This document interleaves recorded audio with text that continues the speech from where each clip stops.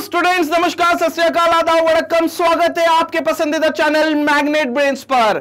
और मैं आपका केमिस्ट्री एजुकेटर अभिषेक अग्रवाल लेकर आया हूं एक और धमाकेदार, एक और धमाकुलस, एक और अमेजिंग, एक और एक्साइटिंग सेशन अपने क्लास 12th के स्टूडेंट्स के लिए, जिसमें हमने टर्म 2 की प्रिपरेशन का आगाज कर दिया। यानी कि इस वीडियो के साथ हम आपकी टर्म 2 प्रिपरेशन का आगाज कर रहे हैं, जो कि फिजिकल केमिस्ट्री के एक सबसे important chapter that is electrochemistry से शुरू कर रहे हैं। मतलब फिजिकल केमिस्ट्री से आगाज किया है और उसका भी सबसे इंपॉर्टेंट चैप्टर इलेक्ट्रोकेमिस्ट्री से हमने ये प्रिपरेशन को आगाज किया है।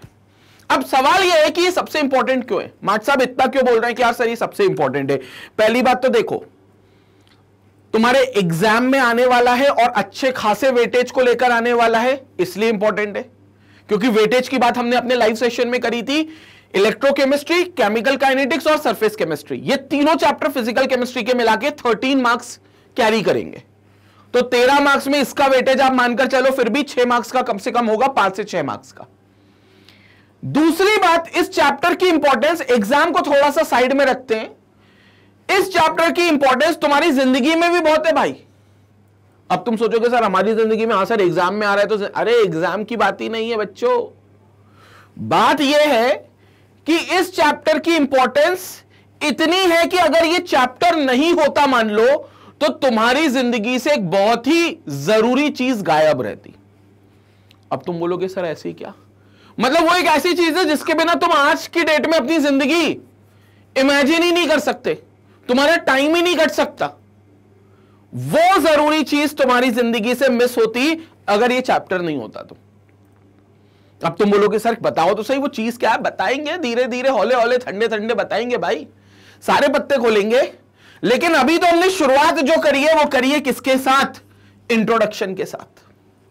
मतलब अभी तो हम लोग देख रहे हैं कि इस चैप्टर का इंट्रोडक्शन देखेंगे कि ये चैप्टर हमारे जीवन में क्यों जरूरी है, एग्जाम में किस पॉइंट ऑफ व्यू से ये जरूरी है, और इस चैप्टर में हमें पढ़ना क्या क्या है। मुद्दे की बात हम लोग वो करने वाले हैं कि इस चैप्टर में हमें पढ़ना क्या क्या है। अब जब मैं इलेक्ट्रोकेमिस्ट्री की बात करता हूं तो मेरे जहन में सबसे इंपॉर्टेंट चीज जो इलेक्ट्रोकेमिस्ट्री को लेकर आती है वो ये आती है कि भैया जितने भी इलेक्ट्रॉनिक गैजेट्स हैं, पता है हमको, वो आज की डेट का न्यू एज मंत्रा उसको कहते हैं। कोई भी इलेक्ट्रॉनिक गैजेट्स तुम उठा लो, सबसे इंपॉर्टेंट तो तुम्हारा मोबाइल, जिसकी मैं बात कर रहा था कि ये इंपॉर्टेंट चीज तुम्हारी जिंदगी से मिस होती। और भी जितने भी तुम्हारे लैपटॉप्स हो गया, डेस्कटॉप्स हो गए, आईपैड्स हो गए, जितनी भी चीजें तुम देखते हो रोजमर्रा की जिंदगी में जो तुम्हारे मनोरंजन के लिए बहुत ही बड़ा सोर्स होती है, तुम्हारे एंटरटेनमेंट का बहुत बड़ा सोर्स होती है, वो सारे गैजेट्स तुम मिस आउट कर जाते अपनी जिंदगी में अगर ये चैप्टर नहीं होता। अब तुम बोलोगे सर गैजेट्स का और इन चैप्टर का आपस में लेना देना क्या है? चर्चा यही तो है पूरे चैप्टर में, यही तो चीज मैं बताने वाला हूं पूरे चैप्टर में। लेकिन यह जरूरी समझना है कि कोई भी गैजेट हो, म्यूजिक प्लेयर से लेकर टेलीविजन सेट तक, और टेलीविजन सेट से लेकर मोबाइल डिवाइस तक, और मोबाइल डिवाइस से लेकर लैपटॉप डिवाइस तक, जितने भी इलेक्ट्रॉनिक गैजेट्स हैं, ये सबका जो ऑपरेशन है, ये सबका जो चलना है, वो इसी चैप्टर पर बेस्ड है, इलेक्ट्रोकेमिस्ट्री पर बेस्ड है। अब तुम बोलोगे सर ऐसा क्या है इसमें खास? तो सबसे खास चीज जो इसमें आपको देखने को मिलेगी वो है बैटरीज या फिर सेल्स।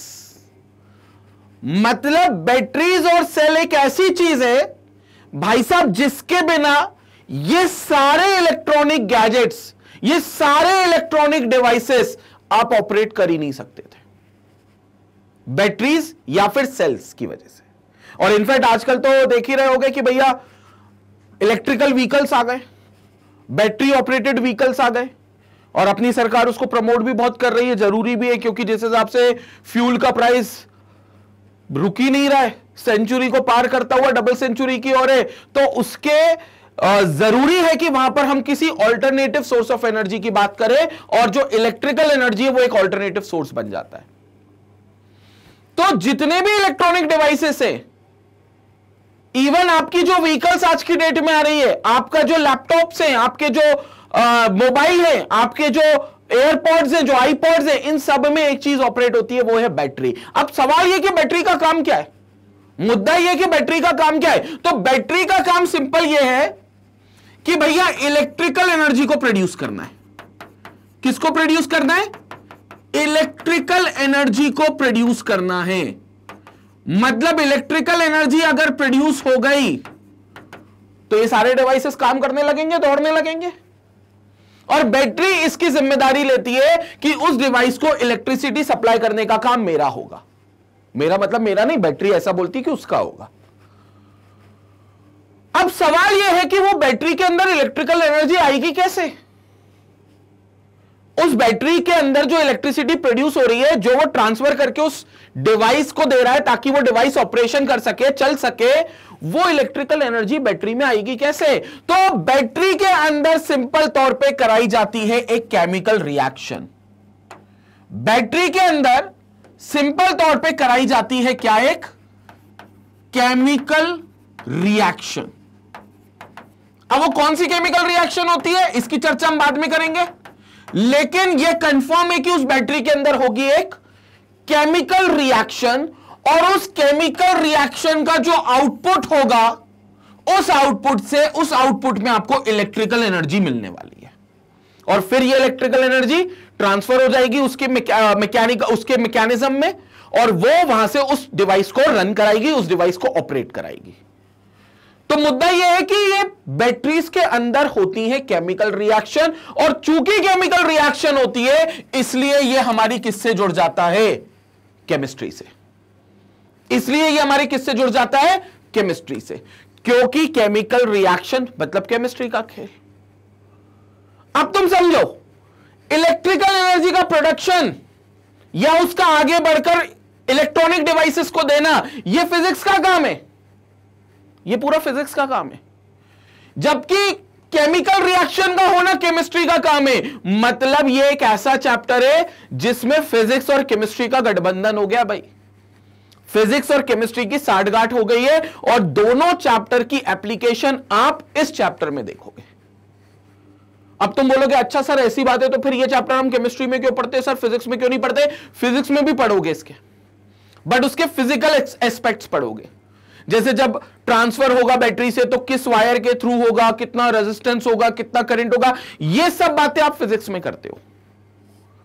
लेकिन जब इलेक्ट्रिकल एनर्जी प्रोड्यूस होगी तो जिस केमिकल रिएक्शन से प्रोड्यूस होगी, वो कौन सी केमिकल रिएक्शन होगी, किस तरीके से वो केमिकल रिएक्शन कैरी आउट होगी, कितनी स्टेप्स में कैरी आउट होगी, ये बातें आप केमिस्ट्री में करते हो। और इसी केमिकल रिएक्शन पर ये हमारे पूरे चैप्टर होंगे कि कैसे केमिकल रिएक्शन होती है और कैसे वो इलेक्ट्रिकल एनर्जी को प्रोड्यूस करती है, जिससे सारे इलेक्ट्रॉनिक डिवाइसेस रन करते हैं। यह है मुख्य मुद्दा इस चैप्टर का। अभी संपट पड़ी कि हम इस चैप्टर को पढ़ क्यों रहे, और इस चैप्टर को पढ़ना इसलिए जरूरी है क्योंकि जितने भी डिवाइसेस हैं वो सब काम ही नहीं करेंगे। ये जैसे देखो बात कर रहा है, देखो बैटरी ड्रेन हो रही है, ये बैटरी है जो ड्रेन हो रही है, तो वो कहते हो ना, तुम भी कई बार आते जल्दी बात कर, 1% बैटरी बची है, 2% बैटरी बची, तो वो बैटरी ड्रेन क्यों हो जाती है? क्योंकि उसके अंदर केमिकल रिएक्शन होना खत्म होने लगता होगा। मतलब अब वो स्थिति में नहीं होगा कि वो और केमिकल रिएक्शन कर सके, क्योंकि केमिकल्स ही नहीं होंगे जो रिएक्ट करवाओ, तो वो बैटरी धीरे धीरे ड्रेन होगी। इसलिए आपको बार बार उन बैटरी को चार्ज करने की जरूरत पड़ती है। अब चार्ज होने पर क्या होगा, डिस्चार्ज होने पर क्या होगा, ये सारी चर्चा, ये सारी बातें हम इस चैप्टर में करेंगे इलेक्ट्रोकेमिस्ट्री में। संपट पड़े इंट्रोडक्शन का खेल कि इंट्रोडक्शन में मैं आपको क्या बताना चाहता हूं, चैप्टर की इंपॉर्टेंस। और सिंपल शब्दों में चैप्टर की इंपॉर्टेंस उतनी है जितनी तुम्हारी जिंदगी में बैटरी की इंपॉर्टेंस है। संपट पड़ा तो अब यहां पर अब हम और आगे समझते हैं कि इसके अलावा बैटरी इलेक्ट्रॉनिक डिवाइसेस के अलावा भी कुछ ये चैप्टर हमें बताएगा, बिल्कुल बताएगा। और वो चीज क्या बताएगा यहां पर ध्यान से समझेंगे, वो बताएगा एक और part, that is rusting of iron या करोजन। किसी भी मेटल का डेटोरिएट होना, जिसको हम करोजन कहते हैं, बचपन से पढ़ते आ रहे हैं। लेकिन फिर मन में एक सवाल कि सर रस्टिंग या करोजन का इस चैप्टर से क्या लेना देना? अब तुमने रस्टिंग होते हुए देखी होगी, ये भैया एक रेलवे ब्रिज दिखा रहे हैं आपको, एक रेलवे ट्रैक जिस पर बना हुआ एक पुल है, नीचे कुछ नदी वदी या खाई वाई होगी और इस पर अब ट्रेन आएगी। अब तुम इस ब्रिज को गौर से देखो तो तुम्हें दिख रहा होगा कि काफी रस्ट हो चुका है, काफी जंग लग चुकी है इसको, जो कि बड़ी खतरनाक बात है क्योंकि उससे ये पुल कमजोर हो रहा होगा और जब पुल कमजोर होगा तो ये पुल कभी भी टूट सकता है। लेकिन अभी अपन इसकी चिंता नहीं कर रहे, ये अपन सिविल इंजीनियर को काम दे देंगे, भैया पुल वुल बदल दो, देख लो ये पुल वुल टूट जाएगा, ट्रेन आएगी, 200-400 लोग निपट जाएंगे, वो अपन काम सिविल इंजीनियर को दे देंगे। अपना काम क्या है कि जब ये रस्टिंग होती है इन पर, ये जो तुम्हें मेटल दिख रहा है और इन मेटल पर तुम कहोगे कि भाई साहब रस्टिंग हो रही है, तो इवन ये रस्टिंग के दौरान भी तुम इलेक्ट्रिकल एनर्जी प्रोड्यूस कर सकते हो। तुम कहोगे क्या बात कर रहे हो सर, मतलब ये जब जंग लग रही है तो ये जंग लगने के दौरान हम इलेक्ट्रिकल एनर्जी ले सकते हैं, जैसा हमारे जो इलेक्ट्रॉनिक डिवाइसेस है उनको चलाने के लिए बिल्कुल ले सकते हो। सर ये तो किसी ने बताया नहीं, बोलते जंग लगने से लोहा खराब होता है और उसको फिर कबाड़ी में दे दो और फिर कुछ पैसे मिले वही ले लो। सर लेकिन ये तो पता ही नहीं था कि रस्टिंग करने के दौरान या रस्टिंग होने के दौरान इलेक्ट्रिकल एनर्जी पे प्रोड्यूस होती है। बिल्कुल होती है भाई साहब, क्योंकि ये जो रस्टिंग है ये भी वो एक केमिकल रिएक्शन है जो बैटरी के अंदर होता है, जिसकी वजह से इलेक्ट्रिकल एनर्जी प्रोड्यूस होती है। ये रस्टिंग भी उसी किस्म की एक केमिकल रिएक्शन है। वो कौन सी केमिकल रिएक्शन है अभी इसकी चर्चा हम बाद में करेंगे, लेकिन ये रस्टिंग वैसी ही रिएक्शन है जो बैटरी के अंदर तुम्हें देखने को मिलती है।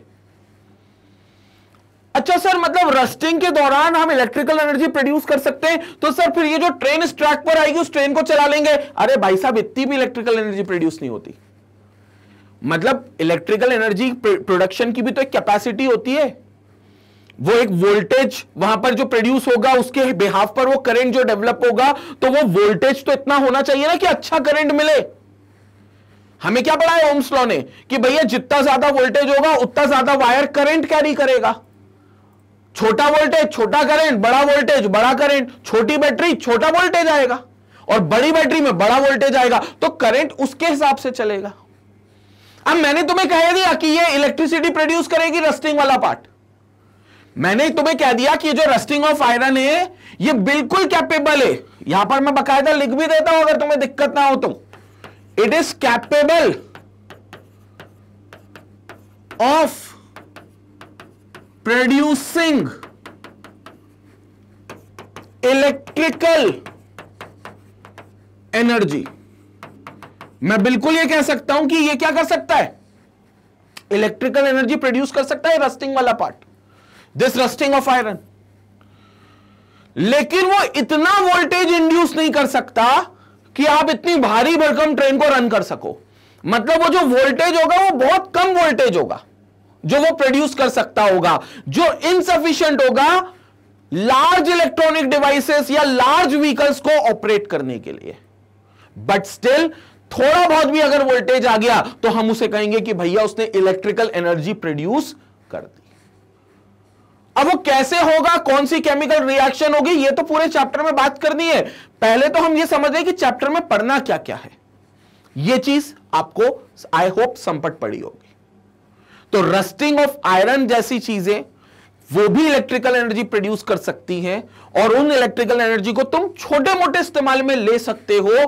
कैसे ले सकते हो वो इस चैप्टर में हम जिक्र करेंगे। तो मोटा मोटा इलेक्ट्रोकेमिस्ट्री में है क्या खेल।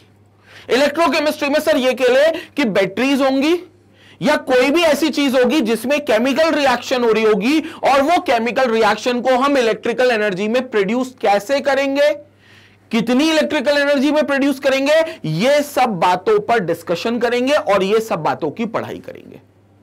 फिर से क्या करेंगे इलेक्ट्रोकेमिस्ट्री में सर, जैसे बैटरीज में या जो भी चीज है, जैसे रस्टिंग ऑफ आयरन आपने बताया या बैटरीज की वर्किंग आपने बताई, उसमें जो केमिकल रिएक्शन उनके अंदर होगी, उस केमिकल रिएक्शन से इलेक्ट्रिकल एनर्जी जो प्रोड्यूस होगी वो कैसे प्रोड्यूस होगी, कितनी मात्रा में प्रोड्यूस होगी, ये सारी चर्चा हम इलेक्ट्रोकेमिस्ट्री यानी कि अपने इस फिजिकल केमिस्ट्री के मुख्य चैप्टर में करेंगे। मतलब अब मोटा मोटा मैं ये 100% कह सकता हूं कि इलेक्ट्रोकेमिस्ट्री क्या है। मोटा मोटा मैं ये 100% कह सकता हूं कि इलेक्ट्रोकेमिस्ट्री क्या है। Electro plus chemistry. संपट पड़ी मेरी बात? Electro plus chemistry. इलेक्ट्रो मतलब इलेक्ट्रिकल एनर्जी, केमिस्ट्री मतलब it's all about chemical reactions, further it's all about chemical energies. तो इलेक्ट्रिकल एनर्जी और केमिकल एनर्जी का गठबंधन है इलेक्ट्रोकेमिस्ट्री। मतलब इस चैप्टर में हम पढ़ेंगे कि कैसे केमिकल एनर्जी को, कि कैसे केमिकल एनर्जी को हम इलेक्ट्रिकल एनर्जी में कन्वर्ट करेंगे, कैसे हम केमिकल एनर्जी को इलेक्ट्रिकल एनर्जी में कन्वर्ट करेंगे और वाइस वर्सा। यानी कि कैसे हम इलेक्ट्रिकल एनर्जी को वापस से केमिकल एनर्जी में कन्वर्ट करेंगे, यह इलेक्ट्रोकेमिस्ट्री के चैप्टर में हम बखूबी समझने वाले। हमें केमिकल एनर्जी दे दी, हमें बोल दिया भैया हम कुछ आपको केमिकल्स दे देते हैं। हमने कहा लाओ दो, बोले साहब इनके बीच में केमिकल रिएक्शन कराओ। हमने कहा चलो लैब में। यहां थोड़ी ना करेंगे, ये स्टूडियो है, क्लास में थोड़ी ना करेंगे, बच्चे हैं, कुछ विस्फोट हो गया तो कौन जिम्मेदारी लेगा, चलो लैब में। फिर वो गए लैब में, वहां हमने केमिकल रिएक्शन करी। अब उस केमिकल रिएक्शन में हमें लगता था कि यार बीच में अगर वायर लगा देते तो शायद वायर के अंदर बल्ब फंसा देते, वायर में बल्ब फंसा देते तो वो बल्ब जल जाता, क्योंकि उस वायर में करंट आ जाता। तो वो सारी प्रोसेस इलेक्ट्रोकेमिस्ट्री हमें समझाएगा। यानी कि हमें दे दी केमिकल एनर्जी और उस केमिकल एनर्जी के दम पे हमने उसको कन्वर्ट कर दिया किसमें, इलेक्ट्रिकल एनर्जी में। और वाइस वर्सा भी संभव है। वाइस वर्सा बोले तो सर हमें आप इलेक्ट्रिकल एनर्जी दे दो और हम वापस से आपको कुछ केमिकल्स दे देंगे। अब तुम बोलोगे सर ये कैसे पॉसिबल है? चलो केमिकल मिल जाएंगे तो इलेक्ट्रिकल मिल जाएगी, इलेक्ट्रिकल में कन्वर्ट कर देंगे। संपट पड़ी बात। सर इलेक्ट्रिसिटी कोई दे देगा तो केमिकल कैसे? अरे भैया 10th क्लास में बचपना याद करो अपना, 2 साल पुराना। 10th क्लास में हमने देखा था रिफाइनिंग ऑफ कॉपर। याद है metallurgy, metals and non metals में एक टॉपिक आता था मेटलर्जी। उस मेटलर्जी की सबसे लास्ट प्रोसेस होती थी रिफाइनिंग। क्या पढ़ा था उस रिफाइनिंग में अपन ने? सर रिफाइनिंग में पढ़ा था कि वो इंप्योर एक कॉपर होता है और एक प्योर कॉपर की पतली सी रॉड होती है। सर वो इंप्योर कॉपर पे धीरे धीरे प्योर कॉपर जो इंप्योरिटी है वो खत्म होने लगती है और जो प्योर कॉपर होता है वो डिपॉजिट होता है। तो भैया कॉपर डिपॉजिट होता है ना, प्योर कॉपर एक तरफ पूरा, वो कॉपर क्या, इट्स अ केमिकल। और ये कब डिपॉजिट होता है? जब तुम ऊपर एक बड़ी सी बैटरी लगाते थे और 2 इलेक्ट्रोड्स लगाते थे जो उसी के सॉल्ट सॉल्यूशन में डिप करते थे, राइट? कुछ धुंधला धुंधला सा याद आ रहा हो तो तुम बैटरी लगा रहे हो, मतलब तुम अब इलेक्ट्रिकल एनर्जी खुद से दे रहे हो, तुम्हें मिल नहीं रही। अगर तुम्हें मिल रही होती तो फिर बैटरी तुम्हें लगानी थोड़ी ना पड़ती। लेकिन अगर तुम बैटरी लेकर आए हो मार्केट से, इसका मतलब you are providing electrical energy, and if you are providing the electrical energy, by that means it will going to convert itself into chemical energy. संपट पड़ा अंग्रेजी में। मतलब तुम जो इलेक्ट्रिकल एनर्जी बैटरी की मदद से दे रहे हो ना उस रिफाइनिंग ऑफ कॉपर में, वो बदले में तुम्हें कॉपर, प्योर कॉपर डिपॉजिट कर करके दे रहा है, बोले तो तुम्हें केमिकल दे रहा है। तो हो गया ना इलेक्ट्रिकल एनर्जी से केमिकल का कन्वर्जन। ये वाली चीज भी कैसे, कब, कितनी मात्रा में, यह स्टडी भी आप इसी चैप्टर में करोगे। मतलब इधर से इधर जाओ या इधर से इधर जाओ, ये दोनों काम आप किसमें करने वाले हो? इस चैप्टर में, जिसको आप बोलते हो इलेक्ट्रोकेमिस्ट्री। संपट पड़ी मेरी बात इलेक्ट्रोकेमिस्ट्री को लेकर? पक्का? स्क्रीनशॉट ले लो पहले इसका, फिर हम इसके बाद डेफिनेशन पर आते हैं। स्क्रीनशॉट लो। तो भैया फोटो है, चली ठीक है। अब आते हैं अपन चर्चा करने क्या, डेफिनेशन पर, कि डेफिनेशन क्या होगी इलेक्ट्रोकेमिस्ट्री की। तो पहली बात तो इलेक्ट्रोकेमिस्ट्री क्या है भाई? सिंपल ब्रांच ऑफ केमिस्ट्री है। केमिस्ट्री की एक शाखा है, एक ब्रांच है, और इसको तो बल्कि मैं फिजिक्स की भी शाखा बना सकता हूं, लेकिन वो अपन फिजिक्स वाले मट साहब को पकड़ेंगे उसके लिए। अभी अपन बोल रहे हैं it's a branch of chemistry that deals with the production of electricity और electrical energy from the energy release. ध्यान से सुनना, फ्रॉम द, बल्कि इसके लिए अपन एक काम कर लेते हैं, हाइलाइटर ले लेते हैं बाबू। From the energy released during spontaneous chemical reaction, during spontaneous chemical reaction। मतलब ये वो ब्रांच है केमिस्ट्री की जिसमें आप इलेक्ट्रिसिटी का प्रोडक्शन समझते हो स्पॉन्टेनियस केमिकल रिएक्शन के मीडियम के थ्रू। मतलब कैसे स्पॉन्टेनियस केमिकल रिएक्शन से इलेक्ट्रिकल एनर्जी प्रोड्यूस की जाएगी, यह केमिस्ट्री की वो शाखा है जो इसकी स्टडी करती है। इलेक्ट्रोकेमिस्ट्री की डेफिनेशन ये हो गई।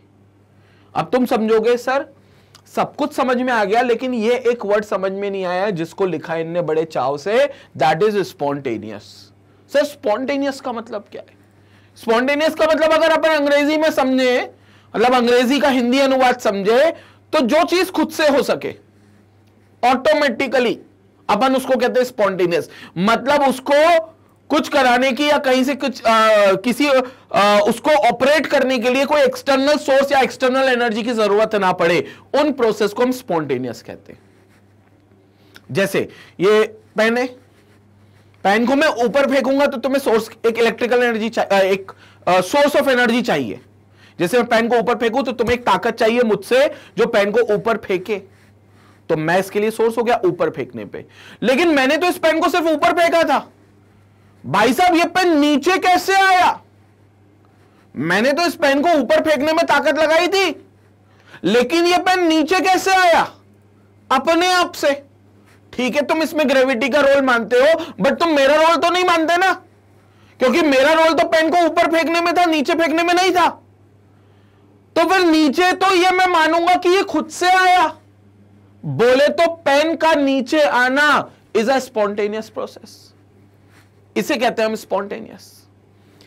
अब केमिकल रिएक्शन में इस वर्ड का मतलब क्या है? क्योंकि उन्होंने कहा है कि it's a branch of chemistry that deals with the production of electricity from the energy released during spontaneous chemical reaction. यानी कि वो कह रहे हैं कि केमिकल रिएक्शन जो स्पॉन्टेनियस होगी उससे वो इलेक्ट्रिकल एनर्जी निकाली जाएगी। जो केमिकल रिएक्शन क्या होगी? स्पॉन्टेनियस होगी। कंसेप्ट क्लियर है? अब समझना है कि केमिकल रिएक्शन का स्पॉन्टेनियस होने का मतलब क्या है। वो केमिकल रिएक्शन जो खुद से हो सके, self driven chemical reaction, self driven chemical reactions से जो इलेक्ट्रिकल एनर्जी प्रोड्यूस होगी उसकी बात इलेक्ट्रोकेमिस्ट्री में होगी। अब तुम बोलोगे sir self driven, sir chemical reaction का सेल्फ ड्रिवन का मतलब क्या है? भैया देखो, कुछ केमिकल रिएक्शन तुम्हें करवानी पड़ती है जबरदस्ती। जैसे कोई केमिकल रिएक्शन तुमने ए रखा, बी रखा, और वो केमिकल रिएक्शन ए और बी में तुमने देखा कि वो रिएक्ट नहीं कर रहे आपस में। ए अकेला बैठा हुआ है, बी अकेला बैठा है, and they are not combining with one another. अब तुम क्या करोगे? दोनों को उठा के गैस चूल्हे पे चढ़ा दोगे, बोले तो टेम्परेचर बढ़ाओगे, बर्नर पे रख दोगे, और फिर उम्मीद करोगे कि ए और बी रिएक्ट कर जाए, और शायद तब कर भी जाए। तो पहले ए और बी रिएक्ट नहीं कर रहे थे, लेकिन जैसे ही तुमने बर्नर के ऊपर रखा, थोड़ा सा उनका तापमान बढ़ाया, तो वो रिएक्ट कर गए। तो इसका मतलब यह हुआ कि तुमने कुछ एक्सटर्नल एनर्जी दी ए और बी को रिएक्ट करने के लिए। तो ये ए और बी का रिएक्शन स्पॉन्टेनियस नहीं माना जाएगा। ये ए और बी का रिएक्शन स्पॉन्टेनियस नहीं, क्यों नहीं माना जाएगा? क्योंकि ए और बी ने खुद से रिएक्ट नहीं करा, तो it's a non spontaneous reaction. लेकिन जब मैं बात करूं किसकी? स्पॉन्टेनियस की, तो अगर ए और बी बिना बर्नर पे चढ़ाए उसी अवस्था में तुरंत रिएक्ट कर जाते खुद से, तो मैं कहता अरे यार ये तो ए और बी सेल्फ ड्रिवन है, मतलब ये तो स्पॉन्टेनियस हो गया, तो ये अपने आप केमिकल रिएक्शन हो गई। कंसेप्ट क्लियर हो गया? जैसे एग्जांपल देते हैं अपन सोडियम की। सोडियम को हवा में रखा, अपने आप विस्फोट हो गया, अपने आप उसने आग पकड़ ली। हाँ, सोडियम इतना ही खतरनाक है भाई साहब, हवा में रखोगे तुरंत विस्फोट करेगा, आग पकड़ लेगा और बना लेगा अपना सोडियम का ऑक्साइड। तो ये जो सोडियम की रिएक्शन तुम देख रहे हो, हवा में आते ही विस्फोट करना, आग पकड़ लेना, ये स्पॉन्टेनियस रिएक्शन है। तुमने कुछ नहीं करा, बस सोडियम को उठाकर हवा में ही तो रखा था, वो अपने आप रिएक्ट कर गया। और इसलिए कहते हैं, बचपन में तुमने पढ़ा होगा कि सोडियम को मिट्टी के तेल में डुबाकर रखते ताकि उसको एटमॉस्फेरिक एयर से बचाया जा सके, क्योंकि एटमॉस्फेरिक एयर के कांटेक्ट में आते ही वो स्पॉन्टेनियसली रिएक्ट करता है। तो संपट पड़ी मेरी बात। स्पॉन्टेनियस का मतलब वो रिएक्शन जो खुद से हो सके, सेल्फ ड्रिवन रिएक्शन। और वैसे ही रिएक्शन की आवश्यकता होती है इलेक्ट्रिकल एनर्जी प्रोड्यूस करने में। अब तुम बोलोगे सर वैसे ही रिएक्शन की क्यों जरूरी होती है? भाई साहब आप इमेजिन करो, तुमको कोई डिवाइस चलाने के लिए इलेक्ट्रिकल एनर्जी चाहिए।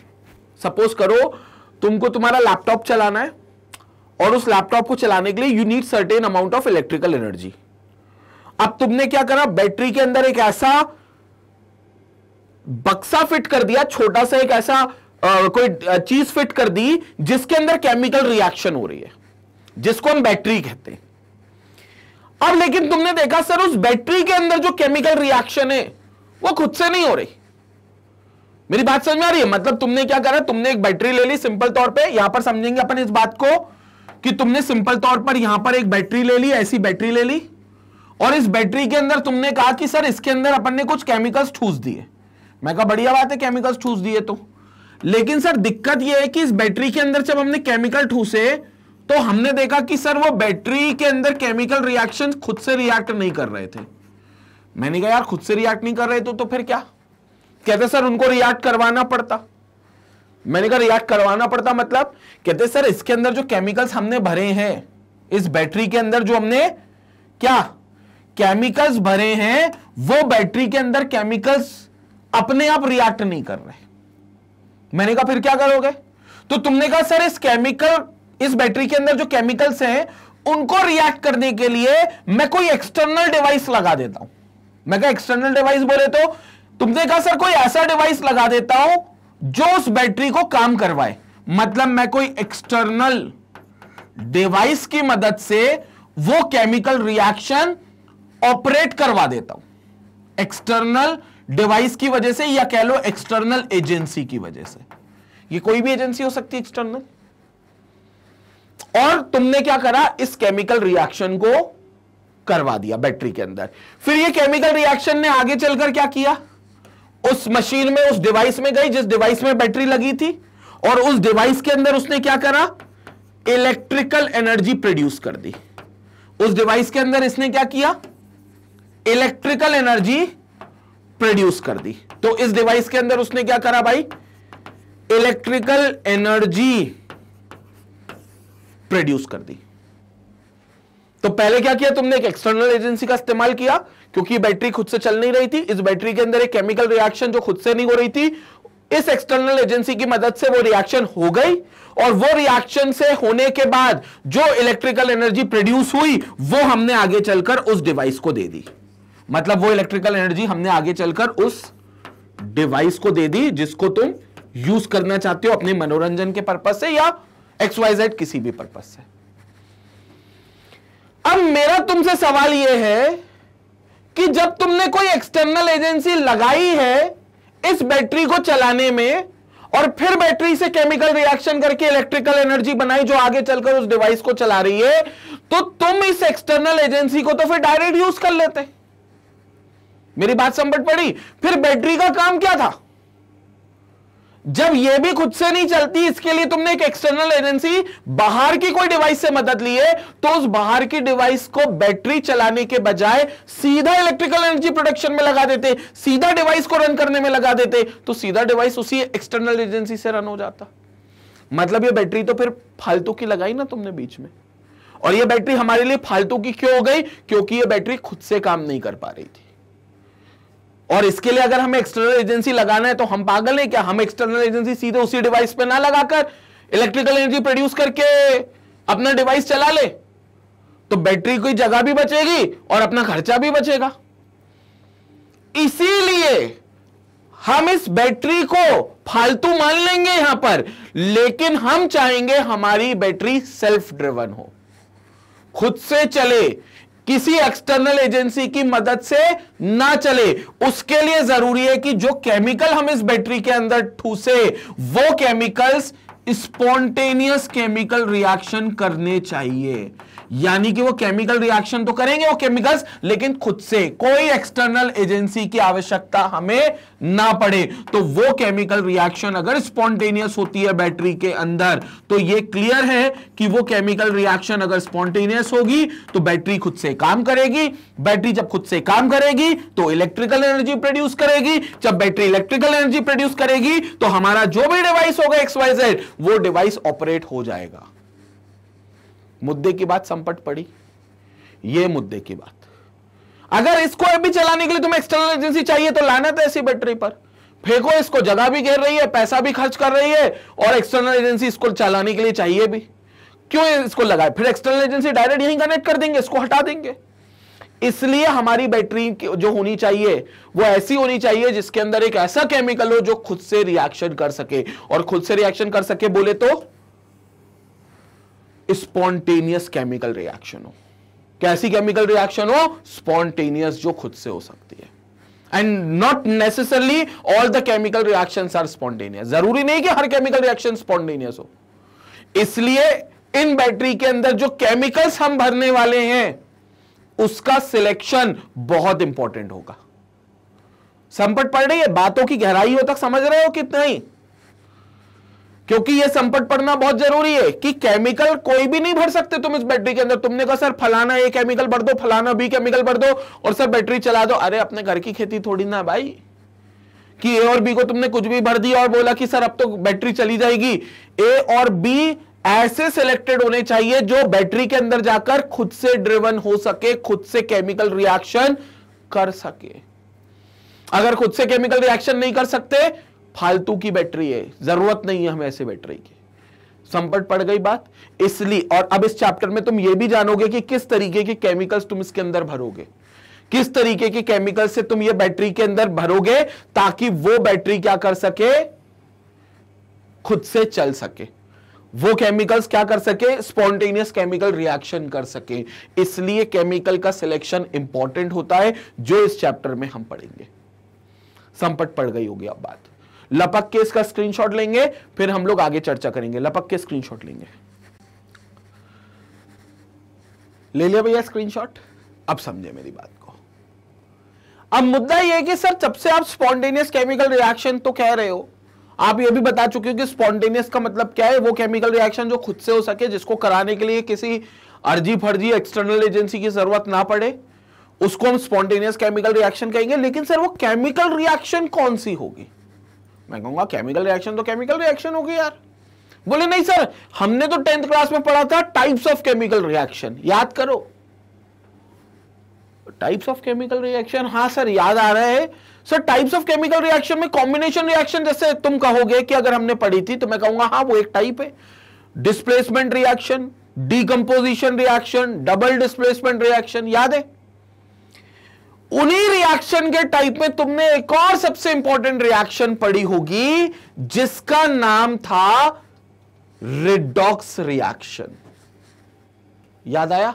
अरे हाँ सर ये तो हमने 11th में भी पढ़ा है, लेकिन सर बस पढ़ लिया है और आज भी ये कंफ्यूजन रहती है कि क्या रिड्यूसिंग एजेंट है, क्या ऑक्सीडाइजिंग एजेंट है, कौन रिडक्शन करता है, कौन ऑक्सीडाइज। थोड़ा कंफ्यूज हो जाते हैं सर कभी भी। अभी नहीं होगे, इस वीडियो के बाद नहीं होगे, चिंता मत करो, क्योंकि मैं इस वीडियो में रिडॉक्स रिएक्शन बहुत डिटेल में लेकर जाने वाला हूं। अब लेकिन सबसे प्रथम और सबसे इंपॉर्टेंट बात यह है कि जो केमिकल रिएक्शन जब से मैं कह रहा था स्पॉन्टेनियस होनी चाहिए, वो कौन से टाइप की केमिकल रिएक्शन होगी? तो सिंपल तौर पे वो होगी रिडॉक्स रिएक्शन। वो होगी कौन सी? Redox reaction. और सिर्फ रिडॉक्स रिएक्शन ही आपको इलेक्ट्रिकल एनर्जी प्रोड्यूस करके दे सकती है। कॉम्बिनेशन नहीं, डीकंपोजिशन नहीं, डबल डिस्प्लेसमेंट, सिंगल डिस्प्लेसमेंट, कुछ नहीं, रिडॉक्स रिएक्शन। हाँ, अब जैसे तुम कहते हो कि कॉम्बिनेशन रिएक्शन में भी आप रिडॉक्स देख सकते हो, बिल्कुल हो सकता है। मतलब कॉम्बिनेशन रिएक्शन खुद भी कॉम्बिनेशन तो है, बट वो रिडॉक्स भी हो सकती है। Displacement reaction, single displacement reaction, single displacement तो है बट वो रिडॉक्स भी हो सकती है। 10th क्लास में जब तुमने ये टाइप पढ़े थे तो तुमको वहां बताया था कि कोई एक रिएक्शन एक से ज्यादा टाइप की भी हो सकती है। तो ऐसा नहीं है कि कोई सिंगल डिस्प्लेसमेंट है तो वो सिर्फ सिंगल डिस्प्लेसमेंट होगी, वो रिडॉक्स नहीं हो सकती, वो रिडॉक्स भी हो सकती है।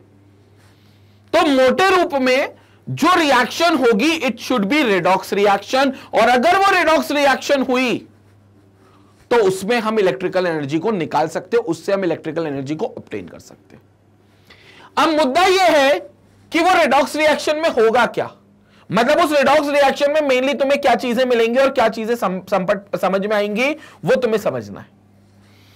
रेडॉक्स हम सबको मालूम है 2 वर्ड से बना है, रिड और ऑक्स, जिसमें रिड का मतलब होता है रिडक्शन और ऑक्स का मतलब होता है ऑक्सीडेशन।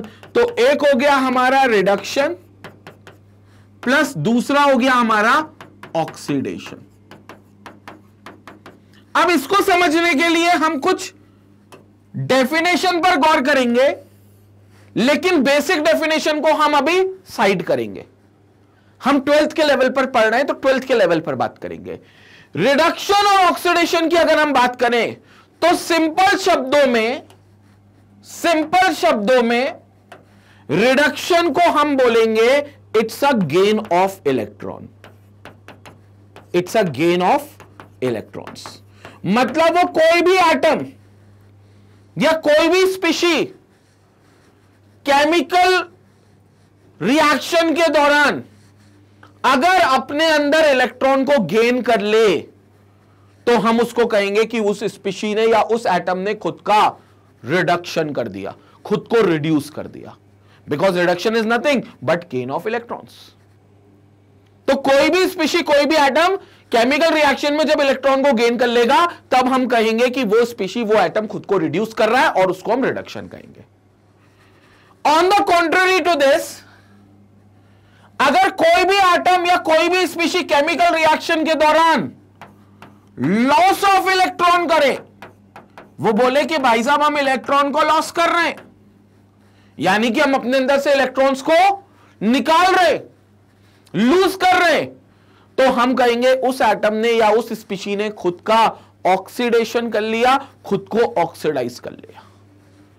तो सिंपल तुम्हें क्या याद रखना है, पहला reduction is nothing but gain of electrons, oxidation is nothing but it's a loss of electrons, it's a loss of electrons. Clear हो गया? I hope everybody got this. तो it's a loss of electron. अब यहां पर समझना जो बहुत जरूरी चीज मैं आपको बताना चाह रहा हूं, जब तक किसी एटम या किसी स्पीशी से इलेक्ट्रॉन लॉस नहीं होंगे तब तक कोई एटम या स्पीशी उन इलेक्ट्रॉन को गेन कैसे करेगा। मतलब मैंने तुमको कहा कि तुम इलेक्ट्रॉन को लूज कर दो और उन लूज किए गए इलेक्ट्रॉन को मैं गेन कर लेता हूं। Are you getting my point? मैंने तुमसे कहा कि तुम इलेक्ट्रॉन को लूज कर दो और जो इलेक्ट्रॉन तुम लूज करोगे उसे मैं गेन कर लेता हूं। तो भैया तुमने इलेक्ट्रॉन लूज जब तक नहीं करे होंगे तब तक मैं उन इलेक्ट्रॉन को गेन कैसे कर सकता हूं? जाहिर सी बात है कि पहले तुम्हें इलेक्ट्रॉन को लूज करना होगा और तुम्हारे लूज करने के बाद ही मैं गेन कर सकता हूं। इसका मतलब ये जो लूज करना है और गेन करना है ये साथ साथ होगा, यानी कि जो ऑक्सीडेशन होगा जिसमें इलेक्ट्रॉन लॉस होंगे वो वाली एक्टिविटी और रिडक्शन जो होगा जिसमें इलेक्ट्रॉन गेन होंगे वो वाली एक्टिविटी साथ साथ होगी। मतलब एक ही रिएक्शन में इलेक्ट्रॉन लॉस भी होंगे और उसी रिएक्शन में किसी दूसरे एटम के पास वो लॉस करेगा इलेक्ट्रॉन चले जाएंगे और वो उसको गेन कर लेगा। यानी कि उस रिएक्शन में ये रिडक्शन और ऑक्सीडेशन बिल्कुल साथ साथ होगा, बिल्कुल साथ साथ होगा। और जब ये रिडक्शन और ऑक्सीडेशन बिल्कुल साथ साथ होगा तो फिर जाके वो रिएक्शन को हम नाम दे देते हैं क्या? Redox reaction, red ox reaction. अब यहां पर इलेक्ट्रॉन लूज होगा और यहां गेन होगा, इसको हम रिडॉक्स रिएक्शन कह देंगे। अब जैसे जैसे ध्यान से समझना मेरी इस बात को, क्योंकि यही पूरी इलेक्ट्रोकेमिस्ट्री का सार छुपा हुआ है। ध्यान से समझना जो मैं यहां समझाना चाहता हूं। ये रिडक्शन ऑक्सीडेशन क्लियर है? अब मान लो थोड़ी देर के लिए कि मेरे पास एक एटम है, से ए एटम है, दिस इज एन एटम, से ए एटम, ठीक है। जाहिर सी बात है ये कोई एलिमेंट ही होगा, मतलब जिसका ये एक एटम मैंने रखा है, मतलब इट्स अ केमिकल। और एक और एटम मैंने रखा हुआ है, सपोज करो यहां पर एक दूसरा एटम है, this is B atom, so this is B atom. अब मैंने ए और बी को आसपास में रख दिया। ए और बी खुद से ये रिएक्शन करते हैं, मतलब खुद से केमिकली रिएक्ट करते हैं। मतलब पहली चीज तो क्लियर हो गई, it's a spontaneous chemical reaction occurring between A and B. It's a spontaneous chemical reaction occurring between A and B. अब A बोलता है कि भाई साहब मैं अपने एटम से एक इलेक्ट्रॉन निकालकर B को दे देता हूं। मतलब A कहता है मैं अपने अंदर से एक इलेक्ट्रॉन को लूज कर देता हूं और इस इलेक्ट्रॉन को लूज करके B को दे देता हूं। क्यों दे देता हूं B को? स्टेबिलिटी को गेन करने के लिए। क्योंकि कोई भी केमिकल रिएक्शन अगर होती है तो उसके पीछे का एक ही रीजन है कि वो केमिकल रिएक्शन अपने आप को इसलिए करवा रही है क्योंकि जिनके साथ वो हो रही है उनको वो स्टेबल करना चाहती है। यानी कि ए और बी के बीच में अगर केमिकल रिएक्शन हो रही है तो ए और बी को स्टेबल करना चाहती है। और उस स्टेबिलिटी के लिए ए कहता है कि यार मैं अपना एक इलेक्ट्रॉन बी को दे देता हूं, बी को ट्रांसफर कर देता हूं। तो ए ने बी को इलेक्ट्रॉन दे दिया। बी पूछता है भैया ऐसे कि भाई ऐसा क्यों कर रहे हो यार, तुम इलेक्ट्रॉन क्यों दे रहे हो? तो ए बोलता है अरे रख ले यार बी, तेरे को जरूरत होगी, तो एक इलेक्ट्रॉन रख ले। बी बोलता है अरे तुम फोकट में झूम रहे हो यार जबरदस्ती, मतलब वजह तो बताओ, मेरे को जरूरत है ये तो सही बात है, लेकिन तुम मुझको इलेक्ट्रॉन क्यों दे रहे हो? ए बोलता है तेरे को जरूरत है, तेरे को क्या करना, फालतू की बात क्यों करता है, तेरा हैप्पी बर्थडे ले, हैप्पी बर्थडे टू यू, या आज नहीं है तो जब भी होगा तब रख ले तू एक इलेक्ट्रॉन। तो बी अल्टीमेटली मान जाता है क्योंकि जरूरत तो है इसको। तो हम कहेंगे कि ए एटम ने अपना इलेक्ट्रॉन निकालकर किसको दे दिया भाई? बी एटम को। ए एटम ने अपना इलेक्ट्रॉन निकालकर किसको दे दिया? बी एटम को। तो ए ने इलेक्ट्रॉन लूज किया, समझ पड़ी बात। और चूंकि ए ने इलेक्ट्रॉन लूज करा तो हम ये कह देंगे कि ए ने खुद को ऑक्सीडाइज करा, क्योंकि ए ने इलेक्ट्रॉन को लूज किया तो A has shown loss of electron. और ए ने लॉस ऑफ इलेक्ट्रॉन किया तो हम कहेंगे ए ने खुद को ऑक्सीडाइज किया। बी की बात करें तो इलेक्ट्रॉन किसके पास गया? सर ए से बी के पास गया। तो बोले तो बी ने उस इलेक्ट्रॉन को गेन करा? जी सर बिल्कुल, बी ने उस इलेक्ट्रॉन को गेन करा। तो क्या हम कह सकते हैं बी ने गेन ऑफ इलेक्ट्रॉन दिखाया? बिल्कुल सर आप कह सकते हो बी ने गेन ऑफ इलेक्ट्रॉन दिखाया। और जब बी ने गेन ऑफ इलेक्ट्रॉन दिखाया तो क्या हम कह सकते हैं कि बी ने खुद को रिड्यूस किया? सर बिल्कुल कह सकते हो कि बी ने खुद को रिड्यूस किया, यानी कि बी रिड्यूस्ड हो गया।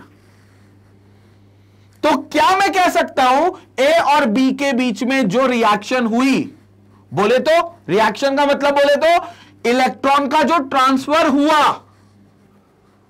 वो एक रिडॉक्स रिएक्शन के तहत हुआ। बिल्कुल सर आप कह सकते हो रिडॉक्स रिएक्शन के तहत हुआ, क्योंकि ए ने क्या करा? बी को इलेक्ट्रॉन दे दिया।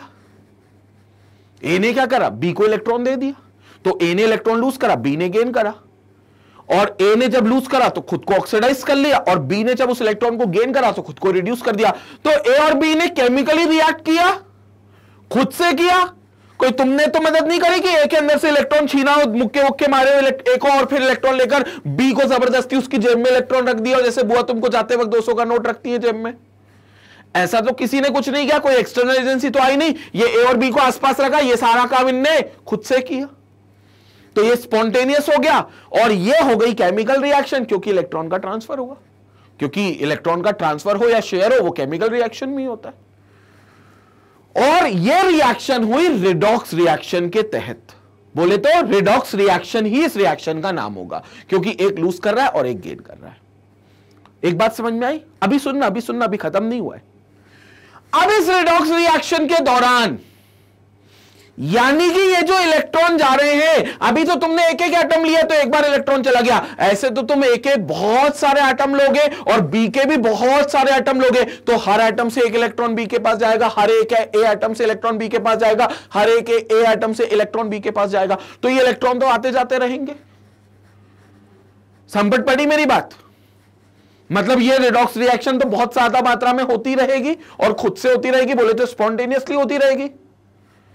लेकिन अब मुद्दा क्या है कि अगर इस ए और बी में ये रिएक्शन बोले तो इलेक्ट्रॉन का ट्रांसफर हो कैसे रहा है? भैया ए और बी में इलेक्ट्रॉन तो जा रहे हैं, ए ने बोला मैं लॉस करना चाहता हूं, बी ने कहा ठीक है मैं गेन कर लेता हूं, ए बोलता है मैं ऑक्सीडाइज करता हूं, बी बोलता है रिड्यूस करता हूं, रिएक्शन तो रिडॉक्स हो गई। लेकिन ये इलेक्ट्रॉन जा कैसे रहा है भाई? ये इलेक्ट्रॉन जा कैसे रहा है? ऐसा ए और बी को हवा में रखा है, ए और बी को थोड़ी दूरी पे रखा है, तो ऐसा थोड़ी ना कि इलेक्ट्रॉन हवा में उड़ेगा, उड़ता उड़ता तुमको टाटा बाय बाय करते हो, बोले मैं बी के पास जा रहा हूं, ए से निकल रहा हूं और बी के पास चला जाए, ऐसा तो नहीं होगा। समझ पड़ी मेरी बात? मतलब कोई मीडियम तो होना चाहिए ना जो ए से बी तक इलेक्ट्रॉन ले जाए, क्योंकि इलेक्ट्रॉन्स कोई हवा में उड़ के नहीं जाएंगे। या तुम कहो सर ए और बी को पानी में रख दो तो पानी में इलेक्ट्रॉन तैरता हुआ, स्विमिंग करता हुआ, गोल्ड मेडल लेता हुआ बी के पास पहुंचेगा, ऐसा भी नहीं होगा। तो वो जाएगा कैसे? सिंपल तौर से वो जाएगा तब जब ए और बी के बीच में एक वायर कनेक्ट कर देंगे। क्या कनेक्ट कर देंगे? एक वायर। क्योंकि इलेक्ट्रॉन का जो मीडियम होता है ट्रैवल करने का, वो उस मीडियम के लिए आपको कोई कंडक्टर चाहिए। क्या चाहिए? कोई कंडक्टर जो इलेक्ट्रॉन को वहां से वहां ट्रांसफर करे। कहां से कहां? ए से बी। और जैसे ही तुम ये वायर लगाओगे तो इलेक्ट्रॉन बोलेगा ठीक है भाई साहब मैं इस वायर के अंदर ही अंदर जा रहा हूं, तो वो इलेक्ट्रॉन्स इसके अंदर से जाने लगेंगे, वो इलेक्ट्रॉन जाने लगेंगे और बी तक पहुंचने लगेंगे। सभी एटम में यही चीज होगी। बस तुम्हें करना क्या है? तुम्हें एक वायर लगा देना है। अब जब तुम कहोगे कि सर हमने वायर लगा दिया, तो मैं कहूंगा कि भैया जब वायर लगा दिया तो ए से बी में वो इलेक्ट्रॉन ट्रांसफर हो रहे हैं, और जब ए से बी में इलेक्ट्रॉन ट्रांसफर हो रहे हैं तो वायर के थ्रू वो इलेक्ट्रॉन ट्रांसफर हो रहे हैं, और जब वायर के थ्रू इलेक्ट्रॉन ट्रांसफर हो रहे हैं तो बोले तो सर उस वायर को हम एक ये मान सकते हैं कि उस वायर के अंदर अब एक इलेक्ट्रिक करंट इंड्यूस हो गया है। क्या इंड्यूस हो गया है? Electric current. क्यों? क्योंकि कोई भी चीज सॉलिड की अगर अपने अंदर इलेक्ट्रॉन्स का मूवमेंट करा दे या उसके अंदर से इलेक्ट्रॉन्स मूव हो जाए तो वो अपने अंदर इलेक्ट्रिक करंट को इंड्यूस कर लेती है, इलेक्ट्रिसिटी को इंड्यूस कर लेती है। समझ पड़ी मेरी बात? वो क्या कर लेती है? इलेक्ट्रिक करंट को इंड्यूस कर लेती है, इलेक्ट्रिसिटी को इंड्यूस कर लेती है। क्योंकि फिजिक्स क्या कहती है? इलेक्ट्रिसिटी है क्या? करंट है क्या? इलेक्ट्रिकल एनर्जी है क्या? कहीं पे भी इलेक्ट्रॉन का मूवमेंट हो जाए, उस इलेक्ट्रॉन के मूवमेंट को कहते हैं कि वो इलेक्ट्रिसिटी जनरेट कर देता है। कहीं भी कोई चार्ज पार्टिकल भाग जाए, वो चार्ज पार्टिकल जनरली इलेक्ट्रॉन होता है because electrons are negatively charge. तो कहीं भी कोई चार्ज पार्टिकल जैसे कि इलेक्ट्रॉन अगर भाग सके, अगर मूव कर सके, तो हम उसे कहेंगे कि वो इलेक्ट्रिक करंट को इंड्यूस कर देते हैं। अब इस वायर के अंदर वही हरकत हो रही है। ये वायर क्या कर रहा है? ए से बी में इलेक्ट्रॉन ट्रांसफर कर रहा है, और जब ए से बी में इलेक्ट्रॉन ट्रांसफर हो रहा है तो वायर के अंदर इलेक्ट्रॉन मूवमेंट दिखा रहा है, और चूंकि वायर के अंदर इलेक्ट्रॉन मूवमेंट दिखा रहा है तो ये वायर हमारे लिए कह सकते हो कि इलेक्ट्रिक करंट इंड्यूस कर रहा है, हमको करंट निकाल कर दे रहा है। अब कुछ मत करना, इस करंट को लेकर चले जाना, इस वायर से एक और वायर जोड़ देना और इस करंट को लेकर चले जाना कहां पर? तुम्हारे सारे इलेक्ट्रॉनिक गैजेट्स पर। तो अल्टीमेटली ये जो करंट यहां पर बना था इस वायर में, वो उन इलेक्ट्रॉनिक गैजेट्स तक क्या हो चुका है? ट्रांसफर हो चुका है। वो करंट जो बना था वो उन इलेक्ट्रॉनिक गैजेट्स तक क्या हो चुका है? ट्रांसफर हो चुका है। और जब वो इलेक्ट्रॉनिक गैजेट्स तक ट्रांसफर हो जाएगा तो हम कहेंगे कि वो इलेक्ट्रॉनिक गैजेट्स वर्क करने लगे, तो वो इलेक्ट्रॉनिक गैजेट्स ऑपरेट होने लगे। समझ पड़ी मेरी बात? इसे हम कहते हैं पूरा कंसेप्ट, पूरा मैकेनिज्म जो एक केमिकल रिएक्शन से शुरू होता है और इलेक्ट्रॉनिक गैजेट्स के ऑपरेशन तक जाता है। समझ पड़ी ये कैसे गया? रिएक्शन तो हो रही है, इलेक्ट्रॉन तो ट्रांसफर हो रहे हैं, लेकिन उस इलेक्ट्रॉन को ट्रांसफर करने के लिए हमने एक मीडियम दे दिया जो कि एक वायर दे दिया, और उस वायर के थ्रू जब इलेक्ट्रॉन ट्रांसफर हुए तो उस वायर को अब तुम छुओगे तो तुम्हें करंट लग सकता है, मतलब वहां पर करंट डेवलप हो गया। तो उस वायर से तुम एक और वायर जोड़ दो तो वो करंट वहां ट्रांसफर हो जाएगा और उस इलेक्ट्रॉनिक गैजेट्स तक तुम पहुंचा सकते हो। अब ये जो रिएक्शन हो गई वायर की ए और बी के बीच में, ये होती है एक बैटरी में, ये होती है किसके अंदर? वो बैटरी में। मतलब इस बैटरी में जो रिएक्शन होती है वो एक रिडॉक्स होती है, जिसके थ्रू एक करंट इंड्यूस होता है जो इलेक्ट्रॉनिक गैजेट्स को ऑपरेट करने में हेल्प करता है या ऑपरेट करवाता है। हेल्प क्या करता है? ऑपरेट ही करवाता है। समझ पड़ी मेरी बात? ये पूरी चीज समझ पड़ी? जल्दी से इसका स्क्रीनशॉट ले लो, फिर हम लोग इसके एक मोटे समरी की बात करेंगे, उसके बाद हमारा ये वीडियो एंड होगा। जल्दी से इसका स्क्रीनशॉट लेंगे, फोटो खींच ले भैया। अब सुनेंगे यहां पर मेरी बात। तो मोटे मोटे रूप में अभी तक हमने क्या समझा कि सर ये एक इलेक्ट्रोकेमिकल चेंज है। बेसिकली ये जो चेंज आपको दिखाई दे रहा है ये एक इलेक्ट्रोकेमिकल चेंज है, यानी कि इसमें प्रोडक्शन ऑफ इलेक्ट्रिकल एनर्जी होगा through the medium of chemical energy, और यही हम इलेक्ट्रोकेमिस्ट्री में पढ़ते हैं। मतलब electrochemistry is nothing but it's a branch of chemistry which deals with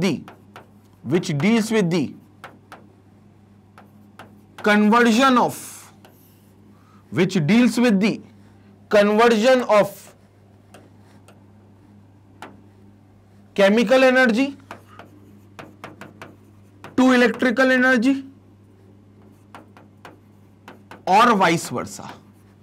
Chemical energy to electrical energy and it is vice versa. मतलब it can also convert electrical energy to chemical energy back again. अभी तो हमने सिर्फ जो समझा है वो chemical energy से इलेक्ट्रिकल का कंसेप्ट समझा है, इलेक्ट्रिकल से केमिकल का भी कंसेप्ट समझेंगे। ये एक आपका इलेक्ट्रोकेमिस्ट्री का मेन मुद्दा है इसमें। और फिर हमने क्या समझा कि सर जो केमिकल एनर्जी होगी वो एक स्पॉन्टेनियस केमिकल रिएक्शन के थ्रू होगी।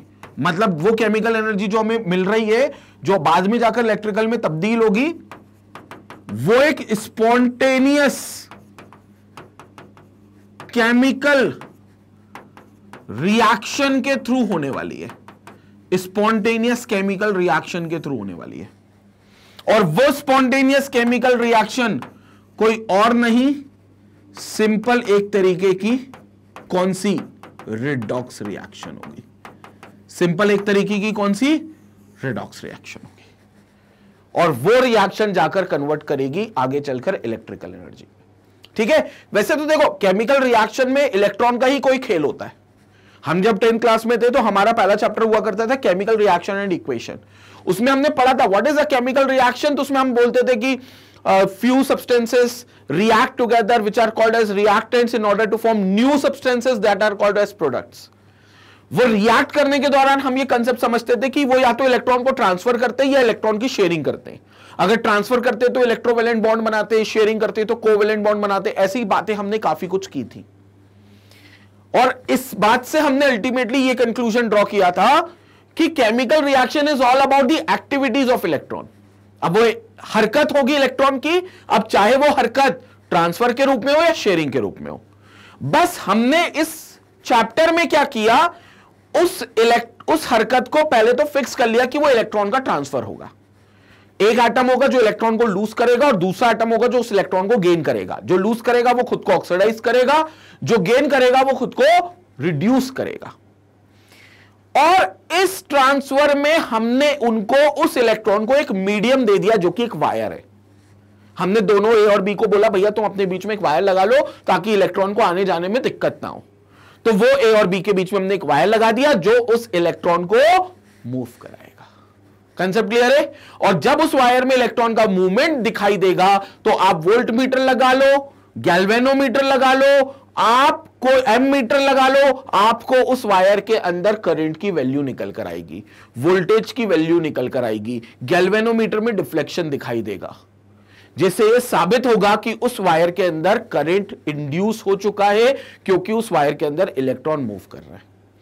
उस वायर से आप एक और वायर जोड़कर कहीं इलेक्ट्रॉनिक गैजेट्स पे ले जाओ, वो इलेक्ट्रॉनिक गैजेट्स अपने आप ऑपरेट करने लगेंगे।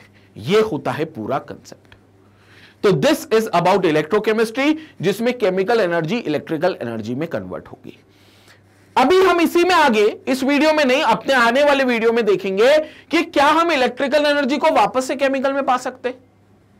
तो इसका जवाब है बिल्कुल हाँ, पा सकते हैं। हालांकि इसका एक रूप हमने 10th क्लास में देखा भी था जब हमने रिफाइनिंग को समझा था कि वापस से इलेक्ट्रिकल एनर्जी से हम केमिकल एनर्जी भी पा सकते हैं।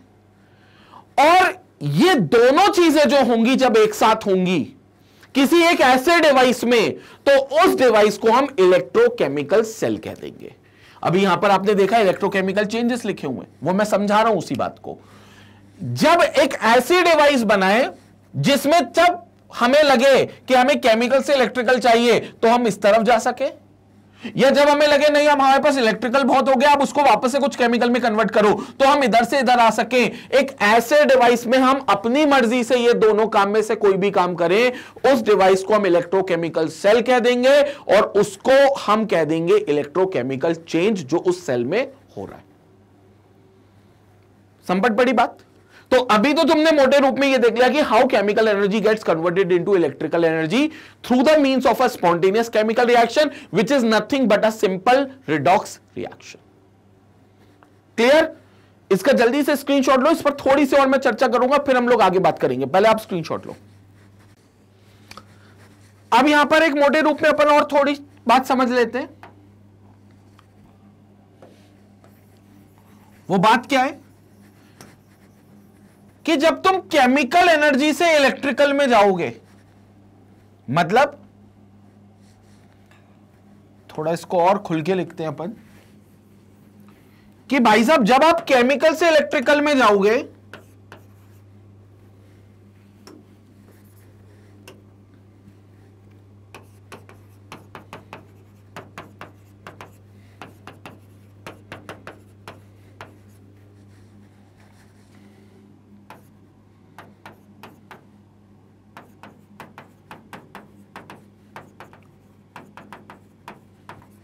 जब आप केमिकल से इलेक्ट्रिकल में जाओगे तो इस डिवाइस को या इस समय जो अरेंजमेंट होगी उस अरेंजमेंट को आप कह दोगे गैल्वेनिक सेल। कौन सा सेल? Galvanic cell. क्या कह दोगे उस अरेंजमेंट को आप? Galvanic cell. कब? जब आप केमिकल एनर्जी से किसकी तरफ जाओगे? Electrical energy. जैसा सीखा है, जैसा समझा अभी, ए और बी रिएक्ट करेंगे, स्पॉन्टेनियस रिडॉक्स रिएक्शन होगी। ए बोलेगा बी को तू इलेक्ट्रॉन रख ले, उसमें हम वायर फंसा देंगे, वायर में करंट आ जाएगा, इलेक्ट्रॉनिक गैजेट्स को चला जाएगा, ऑपरेट हो जाएंगे। समझ पड़ी बात? तो उस समय जो वर्किंग होगी that is what we called as galvanic cell. वो अरेंजमेंट जिसमें वो ये वर्किंग होगी उस अरेंजमेंट को हम गैल्वेनिक सेल कह देंगे। तो ये हो गया गैल्वेनिक सेल। लेकिन जब तुम मुझसे आगे बढ़ोगे और ये देखोगे कि सर एक बार ये भी होगा कि इलेक्ट्रिकल एनर्जी वापस से केमिकल एनर्जी में भी कन्वर्ट होगी, जैसे 10th क्लास में तुमने रिफाइनिंग ऑफ कॉपर पढ़ा है, तो जब तुम ये देखोगे कि इलेक्ट्रिकल एनर्जी से वापस केमिकल भी कन्वर्ट हो रहे, तो ये एक अलग अरेंजमेंट कहलाएगी और इस अरेंजमेंट को हम कह देंगे इलेक्ट्रोलिटिक सेल। Electrolytic cell. समझ पड़ी बात? ये दोनों अरेंजमेंट अलग अलग है। जब तुम केमिकल को इलेक्ट्रिकल में कन्वर्ट करोगे तो उस समय जो अरेंजमेंट करोगे उसे गैल्वेनिक सेल कहेंगे, और जब एक ऐसी अरेंजमेंट करोगे जिसमें तुम इलेक्ट्रिकल को वापस केमिकल में कन्वर्ट करो तो उसे इलेक्ट्रोलिटिक सेल कहेंगे। अब मैं तुमसे यह कह रहा हूं कि तुम एक ऐसी अरेंजमेंट और बना सकते हो जिसमें तुम अपनी मर्जी से इन दोनों सेल की वर्किंग को बदल सकते हो। मतलब तुम्हें मन कर रहा है कि अभी मेरे को गैल्वेनिक सेल के तौर पे काम करवाना है इस अरेंजमेंट से, तो तुम एक बटन दबाओ तो गैल्वेनिक सेल की तरह वो काम करेगा। उसी अरेंजमेंट में तुम चाहते हो नहीं नहीं यार अब बहुत ज्यादा इलेक्ट्रिकल एनर्जी बन गई गैल्वेनिक सेल से, अब मैं चाहता हूं ये इलेक्ट्रिकल एनर्जी कुछ वापस केमिकल्स मुझे दे दे। यानी कि किसकी तरह तुम इसको वर्क करवाना चाहते हो? Electrolytic cell. तो उस स्विच को पलट दो, जैसे वो स्विच उसी अरेंजमेंट में दबाओगे तो वो इलेक्ट्रोलिटिक सेल बन जाएगा। मतलब एक कॉमन अरेंजमेंट भी ऐसी बनाई जा सकती है जिसमें जब तुम्हें लगे गैल्वेनिक सेल की तरह काम करना है गैल्वेनिक की तरह काम करो, जब तुम्हें लगे इलेक्ट्रोलिटिक की तरह काम करना है इलेक्ट्रोलिटिक की तरह काम करो, क्योंकि ये दोनों एक साथ, ये दोनों एक्टिविटी एक साथ इलेक्ट्रोकेमिकल चेंज बोली जाएगी। ये दोनों एक्टिविटी जो होगी एक साथ उसे हम इलेक्ट्रोकेमिकल चेंज कह देंगे। और जिस डिवाइस में ये दोनों अरेंजमेंट सिर्फ एक स्विच की मदद से बदले जा सकते हो उस डिवाइस को हम इलेक्ट्रोकेमिकल सेल कह देंगे। मतलब जब गैल्वेनिक सेल और इलेक्ट्रोलिटिक सेल मिल गए तो इलेक्ट्रोकेमिकल सेल बनी। So we can write it as, हम क्या लिख सकते हैं यहां पर कि जब गैल्वेनिक सेल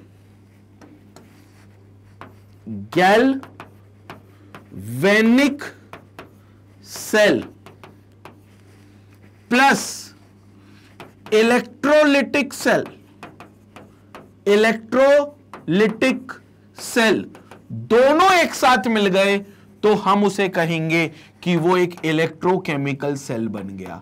उसको हम कहेंगे कि वो एक इलेक्ट्रोकेमिकल सेल बन गया। That is called as electrochemical cell. और ये इलेक्ट्रोकेमिकल सेल हमें है कोर्स में, इनफैक्ट आपके एनसीईआरटी में भी ये बना हुआ है, तो वो चर्चा करेंगे अपन उसकी। But this is what we are having as an arrangement.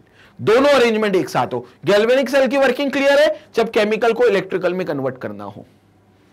Electrolytic cell की वर्किंग क्लियर है, जब हमें इलेक्ट्रिकल को वापस से केमिकल में कन्वर्ट करना हो। तो ये अरेंजमेंट दोनों की करी जा सकती है एक कॉमन अरेंजमेंट की मदद से। उस कॉमन अरेंजमेंट को हम इलेक्ट्रोकेमिकल सेल बोलते हैं, और इस चेंज को, इस दौरान जो चेंज होगा उस चेंज को हम इलेक्ट्रोकेमिकल चेंज कहते हैं।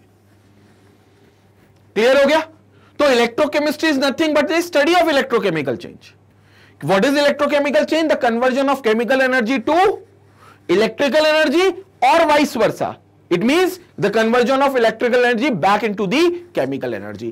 ये चेंज को इलेक्ट्रोकेमिकल चेंज कहते हैं, और इसी चेंज की स्टडी को हम इलेक्ट्रोकेमिस्ट्री में पढ़ते हैं।